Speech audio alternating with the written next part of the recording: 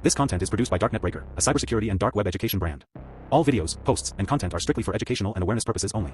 We do not promote, support, or encourage any illegal activity. Our mission is to expose digital threats, protect online users, and educate the public about cybersecurity risks in the modern world. Stay ethical. Stay protected.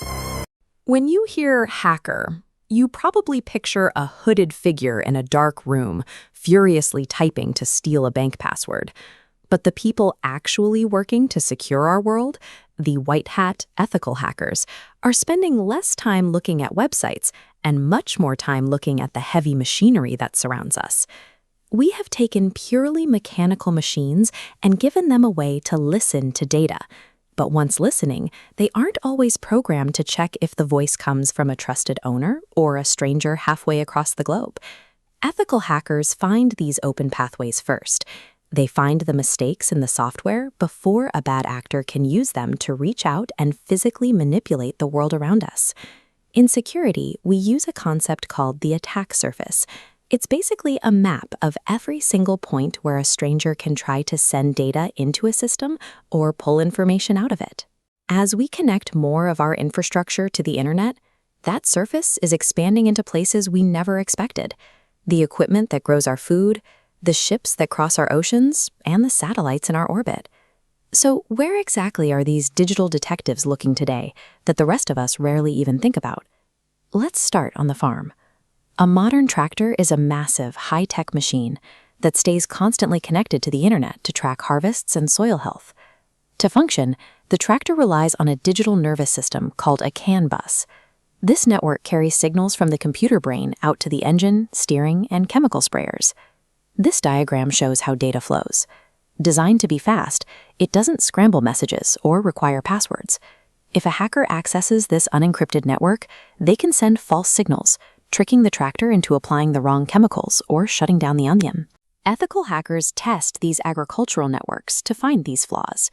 If they don't, a single bad actor could use ransomware to freeze farming operations and stop the flow of food to our grocery stores. We see similar vulnerabilities out on the ocean. International trade depends on massive container ships navigating for weeks at a time. To find their way, these ships rely on invisible radio signals, specifically GPS and a tracking system called AIS, which tells other ships where they are. Attackers can exploit this thing. They broadcast a fake radio signal that is much stronger than the real one, drowning out the legitimate data the ship is trying to follow. To the computer, the fake signal looks real. This causes radar screens to show ghost ships, or it can lead a real vessel into veering off its path and into dangerous, hostile waters. Ethical hackers research these flaws because a fake signal can hijack millions of tons of cargo without anyone ever stepping foot on the deck. Even when we look up toward our satellites, the real vulnerability is often right here on the ground. The satellites orbiting the Earth cost millions and are built with incredible security. But to talk to them, we use cheap modems sitting in offices or on rooftops that were never built with that same level of protection. If an attacker gets into one of these unencrypted ground modems, they have a backdoor. They can intercept sensitive data or shut down the critical power and water systems that rely on that satellite connection. It's a reminder that finding the one weak link in a long chain of hardware is just as important as protecting the most advanced technology we have. To keep up with all this code, hackers have started using artificial intelligence. At competitions like DARPA's AI Cyber Challenge, autonomous systems are now finding and fixing software bugs in minutes rather than months. But this creates a new problem. AI tools generate thousands of reports so quickly, they flood security teams with false alarms, creating massive noise. Buried under false reports, defenders experience alert fatigue, making it harder to find the one real dangerous threat hidden inside. This is why government agencies like CISA have begun issuing urgent warnings about something they call the convergence of IT and OT. It's the moment where the computers we use for office data, information technology, meet the systems that physically run a factory or an engine, operational technology. When these two worlds merge, a simple software bug is no longer just a computer glitch. It becomes a physical event that can stop an engine or open a valve.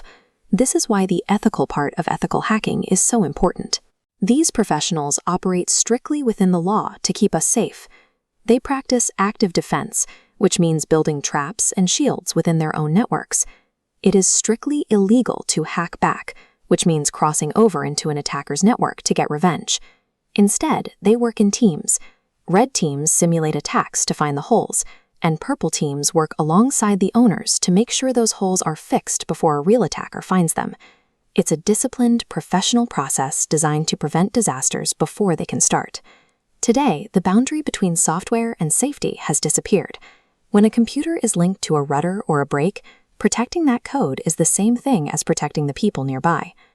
The next time you see a tractor in a field, a cargo ship on the horizon, or a satellite dish on a roof, recognize that you're looking at a digital network in motion. And the reason our modern world keeps turning is because an invisible army of digital detectives is finding the ghosts in our machines before anyone else does.